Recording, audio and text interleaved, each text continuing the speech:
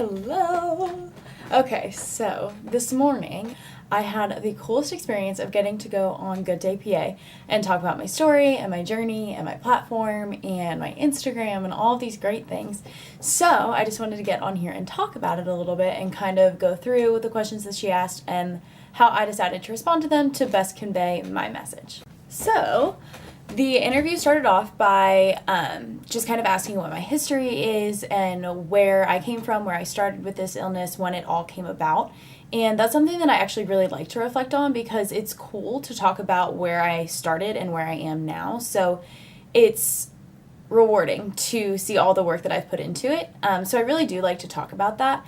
And I strongly emphasize that it started at the age of 16 for me, which again, it's different for every person. But for me, it kind of lingered until I was 19, and that's when it started to really pick up speed. So for those 3 years, it was tough for me because I didn't acknowledge the fact that I had an eating disorder. I just kind of figured that this was how I chose to live my life, and I figured that this was just more of a lifestyle than an illness. And I knew I wasn't happy, and I knew that I wasn't living, and I knew that I was missing something, but I couldn't really put words to it. I didn't think that this was something mental. I thought that this was just more of, like I said, a lifestyle. So I got so used to being this way that it kind of became ingrained in my brain, and it really didn't register that something was chemically imbalanced within my brain.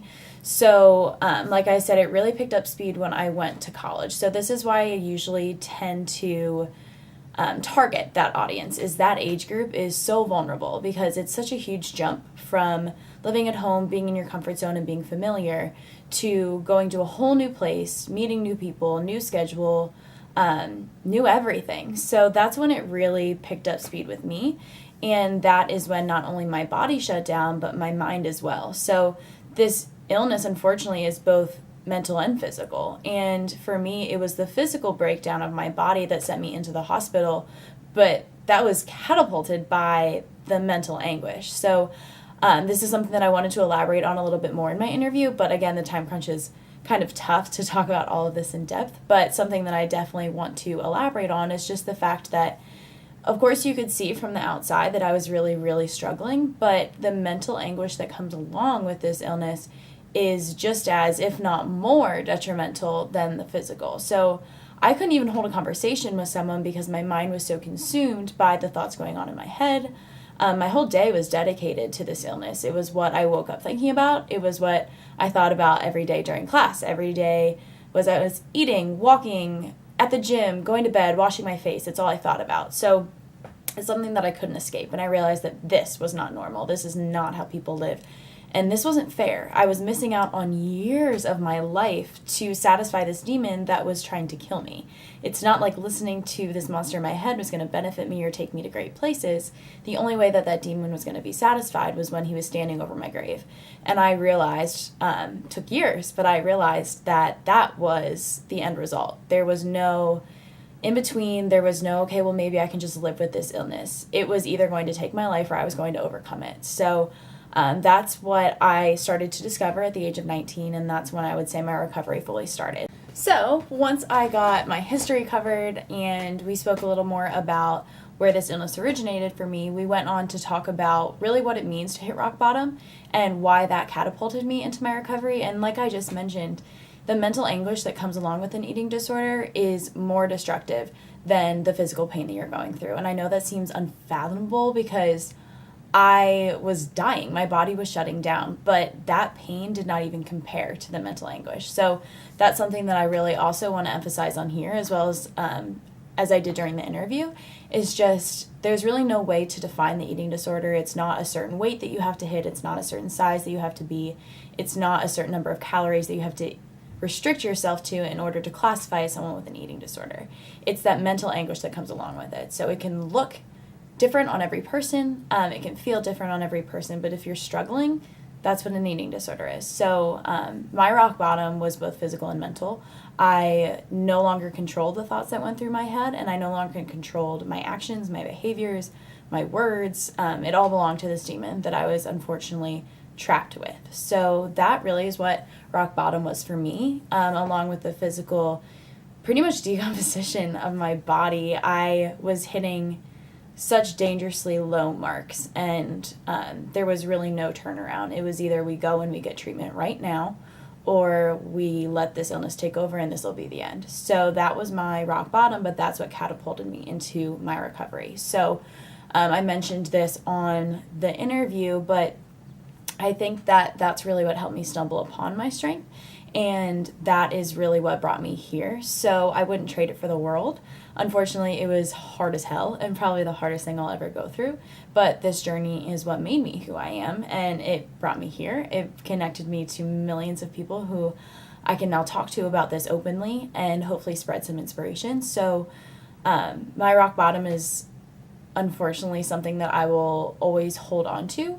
And it's a painful memory, but it's also a positive memory for me because it is the foundation that I've laid in order to build myself up to this platform. So that's something I really pride myself on and something that I really want to convey properly to all the people who follow my journey. And in addition, she asked me a really interesting question that I've never actually gotten asked before openly. I've gotten a couple messages about it, and usually I take it to heart because I do worry about this constantly, but there was a question that she asked about if the photos on my Instagram could ever be triggering for someone who's going through recovery or somebody who's still trapped in their eating disorder. And my honest opinion is that I struggled a lot with social media when I was going through the recovery process and definitely when I was still trapped in my battle with anorexia. And I actually deleted all social media for a good 3 or 4 months just to kind of get my feet back under me, because social media is very hard and it is very hard to handle, and it's very hard to see and digest without making those comparisons and without making yourself feel competitive. So my biggest purpose with my account is to try to stop that, but I do post pictures of my body, and I talked about that on the show today, is that I'm proud of my body, but the reason that I show that off is because that's what recovery is. Recovery is being so proud of the body that you've built because it's strong and it's healthy. And being able to show off the hard work that I've put into getting here is something that I really pride myself on. So I do worry all the time that I will post something that will trigger someone, or I will write something that will trigger someone. And unfortunately, I feel like there's really no way to avoid that. This illness is so deceiving, and it's so hard to handle that that demon in your head will twist anything around and make it into something that will bring you down. So I do worry constantly, and that was a question that was great for her to ask, and I'm really happy that she did. And I hope that as I talked about that on the show and as I talk about it now, that my Instagram is not a source of competitiveness or jealousy or anger or self-doubt. I hope that it does the opposite of all of those things. I hope that there's something on my page that strikes inspiration or strikes hope or shows you that you should be proud of your body and you should treat it well and you should give it what it needs and give it what it asks for. And I think that by kind of communicating that through the pictures of my strong body, that I'm getting that message across, because you can reach your goals through balance, and that's what I live and that's what I preach. And I think that by showing myself, the physical shell of myself, I think that that's just another way to show that happiness is all-encompassing. It's physical, it's mental, it's spiritual, emotional, it's everything. So I think that that's something really important that I want to communicate. And like I said, I hope that my Instagram is not an account that ever strikes someone the wrong way. That is my biggest fear, and that is the last thing I want to do throughout my journey. So I wanted to elaborate on that a little bit and just pretty much reemphasize the fact that we should be proud of ourselves and we should love ourselves, and we shouldn't feel shameful for doing those things. We should really celebrate the way that we live and the way that we look, and that's what I hope to do on my account, and that's what I hope that you do throughout your journey. So that was just a really cool question and a really great way for her to incorporate the current issues with body image that a lot of us suffer with in today's society, which unfortunately is now deemed normal. It's unfortunately normal to want to constantly lose weight and to constantly be on a diet and to critique yourself in the mirror and use editing softwares before you post photos and really making your life a highlight reel. And that's something that I take to heart, and that's something that really makes me sad. I just can't believe that we've kind of evolved into this society where there is a standard, and if you don't meet that standard, you're unworthy. And that's a word that I've carried with me throughout my entire recovery process, is just being worthy. I want to feel worthy, and I want to be worth more than just my physical outer shell. And unfortunately, a lot of us don't feel that way because maybe we're having a bad body image day, or we're just not feeling our best that week, and suddenly we've taken ourselves down 10 steps because we just feel as if we're not good enough. And I'm really glad that she asked that question, because body image is a huge issue these days, and it's something that, of course, I still struggle with. Everybody struggles with body image, but it's the difference between letting that issue bring you down or acknowledging the issue and still continuing to live your life regardless. So that's what I've learned to do. Is there are days, happens all the time, I wake up, I see myself, and we're like, oh my goodness, this is just not our day. Hannah, this is just not going to be our day, and we are going to be okay with that, and we're going to live, and we're going to laugh regardless. And I will look in the mirror and not like what I see, and that's okay. Recovery doesn't mean that I'm recovered from life. It just means that I'm recovered from my eating disorder. So I'm still human, and I still have those thoughts, but I don't act on them anymore, and I don't let my behaviors be changed because of them. So body image is something that I love to talk about because, like I said, it's okay to have those thoughts. We're not going to be confident 110% of the time, as much as I wish that we could, but it's also okay to acknowledge them as long as we don't act on them. So, like I said, looking in the mirror and feeling a little bloated that day is just part of being human, but looking at the mirror feeling bloated and then not eating lunch or breakfast is a problem. So that's what I've learned to overcome. It's no longer acting on what I see and what I feel. It's just acknowledging it and moving on from it. So that's something that I always encourage, and it's something that I really encourage you to talk about, is if you're having a rough day, bring it up. Talk to someone about it. Write about it.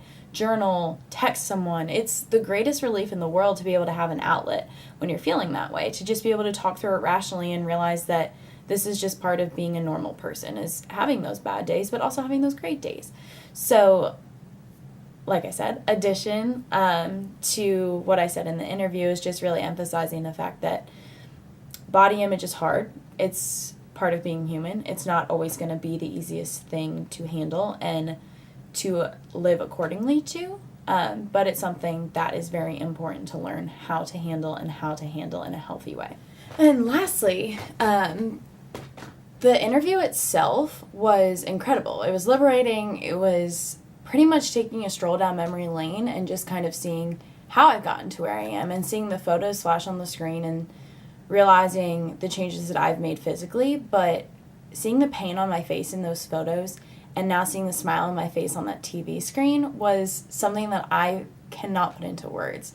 My life has changed, and when I say it's done a full 180, that's no exaggeration. I don't even recognize myself in those photos, or rereading some of the journal entries that I wrote when I was hospitalized and just hearing the pain in my voice and the sorrow and the guilt and the regret. There are so many things that really, really sucked the life out of me. And now I would call myself one of the happiest people I know. And being able to talk about that today was something that I find passion in. It's something that really lights my spark, and it's something that helps me to come to terms with my journey. So having this experience was something that I'm forever grateful for, and it's something that I hope I can continue to do on here, on other appearances, guest speaking, that sort of thing. It's something that I want to continue to talk about because it's something I truly value. So I promise I'm almost done. I just want to say thank you